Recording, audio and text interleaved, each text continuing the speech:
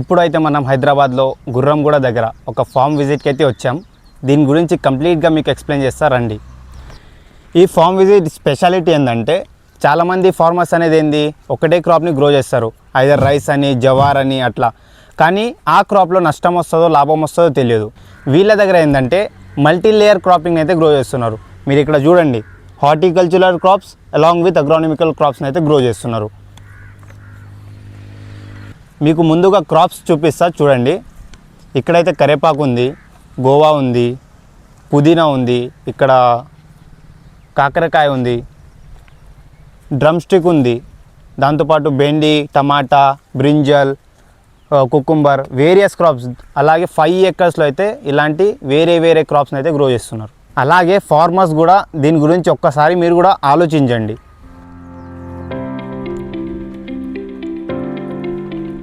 ఇంకొకటి ఏంటంటే వీళ్ళ దగ్గర 2 స్ట్రాటజీస్ ఉన్నాయి మార్కెటింగ్ని. అవి ఏంటంటే హార్వెస్టింగ్ చేసినాక ఒకటి ఫస్ట్ మార్కెట్ తీసుకుపోయి అమ్ముతారంట. ఇంకొకటి ఏంటంటే నియర్ బై ఉన్న సరౌండింగ్స్ ఫ్యామిలీస్ ఎవరైతే ఉన్నారో వాళ్ళు ఇక్కడికే వచ్చి కొంటారంట. అన్ననే చెప్తున్నారు, అన్న దగ్గర తెలుసుకోవడం రండి. నమస్తే అండి, మేము నియర్ బై గుర్రంగూడ సార్, మాది శ్రీశ్రీ హోమ్స్ నియర్ బై ఉంటాము. దగ్గర మాకు 1.5 ఎకర్లో మేము పండించే పంట బీరకాయ కావచ్చు, ప్లస్ మన టమాటాలు కావచ్చు, ప్లస్ ఇంకోటి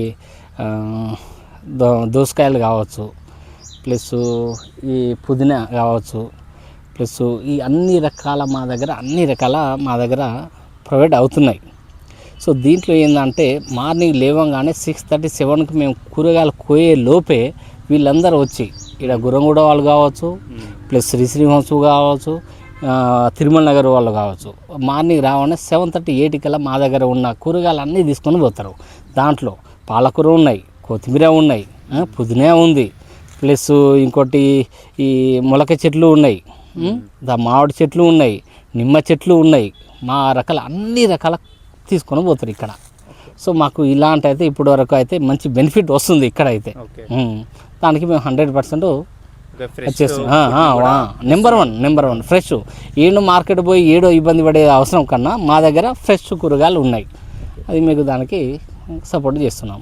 అండ్ ఇంకొకటి రైతులు ఏంటంటే 6 months ఒక క్రాప్ వేసినాక గ్యాప్ ఇస్తారు, 2 months కానీ 3 months కానీ, తర్వాత మళ్ళీ ఇంకొక పంట ఇస్తారు.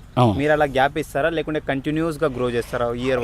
ఇది ఇయర్ వైజ్ కంటిన్యూ ఒక 3 months చేంజ్ అవుతూ ఉంటాయి సార్. 3 months మనకు వరి అనుకో మన 6 months ఒకసారి పంట చేంజ్ అది. కానీ ఇది అలా కాదు, 3 months ఒకసారి చేంజ్ అవుతూ ఉంటుంది.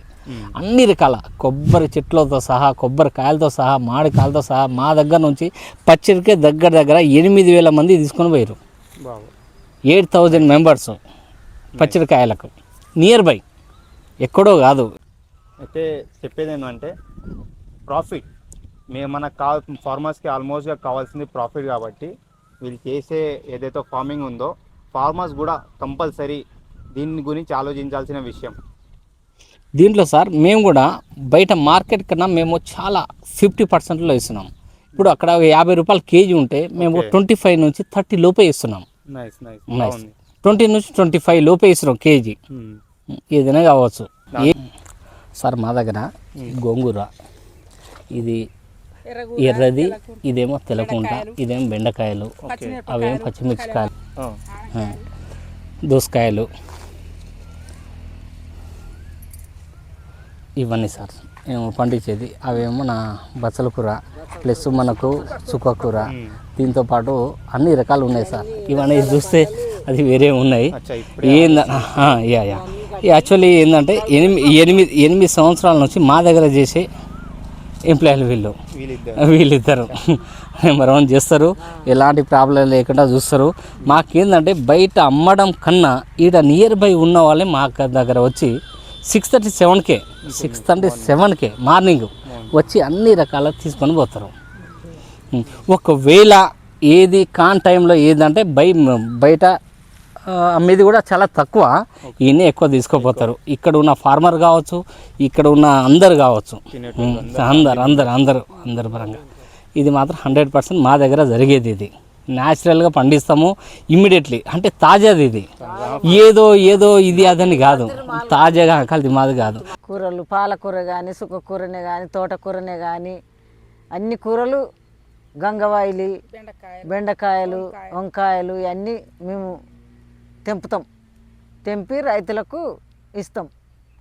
మన దగ్గర అన్న ఉన్నారు, అన్న పేరు తెలుసుకుందాం. అన్న మీ పేరు? నా పేరు బాబురావు. బాబురావు అన్న, మీరు ఒక్కసారి ఫామ్ గురించి చెప్పండి అన్న. మనకు కూరగాయల మీదనే ఇంట్రెస్ట్ ఎక్కువ ఉంటుంది. ఓకే. వరి మీద 0%, అది మనకు మిగులుబాటు ఉండదు. ఇట్లా అన్న మీరు పర్టికులర్గా ఇవే తీసుకోవాలని ఎందుకు రీజన్?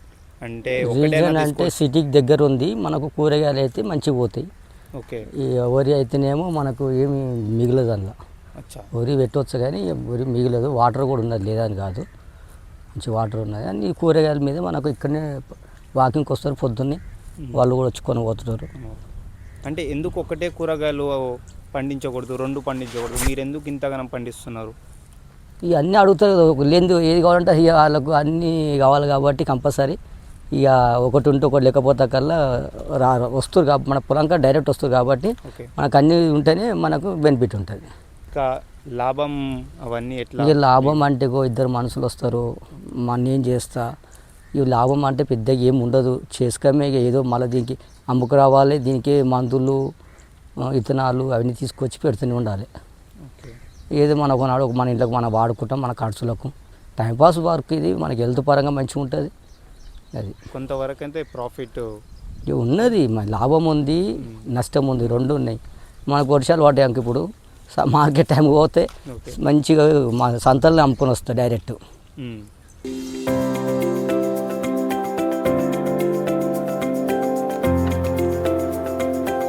ఇంకా మరెన్నో వీడియోస్ కోసం అయితే మరిన్ని వీడియోల కోసం అయితే సబ్స్క్రైబ్ చేయండి, మా అగ్రికల్చర్ వాళ్ళకి సపోర్ట్ చేయండి. సపోర్ట్ చేయండి.